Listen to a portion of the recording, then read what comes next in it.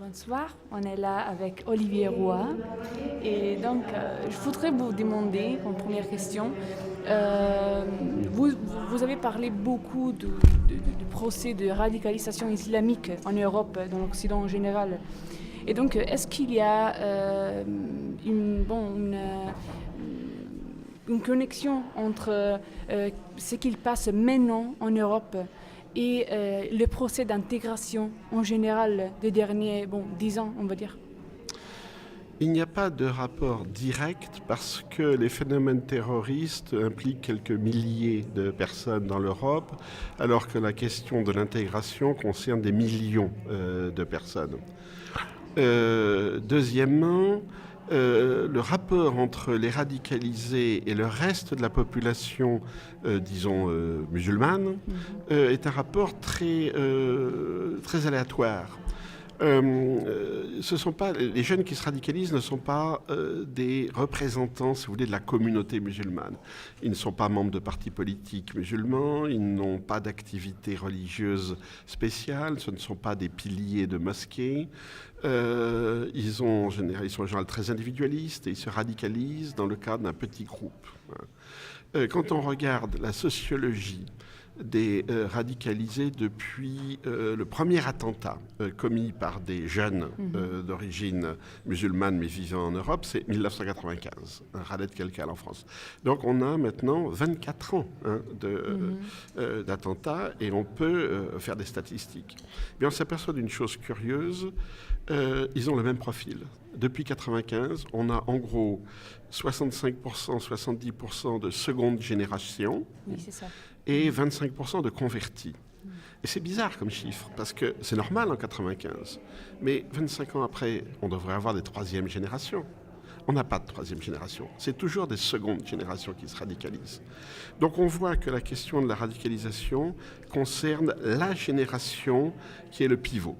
C'est-à-dire la génération qui n'est plus culturellement ancrée dans le Maghreb et n'est pas culturellement ancrée dans l'Occident. C'est la génération de la transition.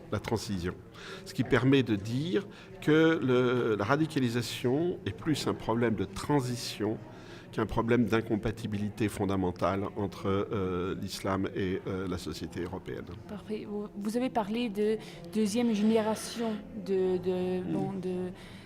d'islamiques, on va dire. Et je voulais vous demander qu'est-ce que les rapports entre l'islam de la première génération, qu'est-ce qui a passé là avec la deuxième? Est-ce qu'il y a une radicalisation parce qu'ils sont nés en Occident? Ou vous avez dit qu'en vrai, ils sont bien plus radicalisés de la première. Donc, en fait, qu'est-ce qui a passé?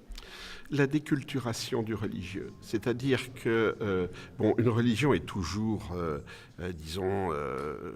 enracinée culturellement, plus ou moins, que ce soit le christianisme ou l'islam et tout. La première génération des parents, qui sont venus des campagnes d'Afrique du Nord en Europe, ils n'ont pas transmis à leurs enfants. 1, parce qu'ils croyaient qu'ils allaient revenir. 2, parce que leur islam est un islam un peu de villageois, populaire, qui ne marche plus dans les villes européennes. Et 3, et c'est important, une question de langue. C'est-à-dire que les jeunes maghrébins sont entre 3 langues. Le dialecte de leurs grands-parents, l'arabe classique et le français. Et ils ne parlent pas avec leurs parents la langue des parents. Ce qui explique une chose que personne n'a vraiment essayé de comprendre. Comment ça se fait qu'il y a très peu de radicaux chez les Turcs? Parce qu'on a le même phénomène de seconde génération, etc. C'est parce que chez les Turcs, vous avez une transmission. Les deuxième, troisième générations, ils parlent la même langue que leurs grands-parents. Donc là, vous avez une transmission de l'islam. Ils sont alphabétisés en turc. Ils lisent. Donc les parents peuvent leur donner de la lecture, peuvent leur parler, etc. Chez les Maghrébins, très souvent les parents sont analphabètes, ne parlent que le dialecte. Ils parlent dialecte à des enfants qui, eux, ne parlent que le français. Et les enfants essaient ensuite de se reconstruire une religion par Internet ou dans des milieux entre copains. On va se fabriquer une religion à soi, artificielle, et donc une religion très instable et qui devient très rapidement dogmatique parce qu'elle n'est pas ancrée culturellement. Parfait. Merci beaucoup pour votre temps et pour ce soir. J'espère que vous avez une incroyable soirée. Bon. Merci beaucoup. Merci.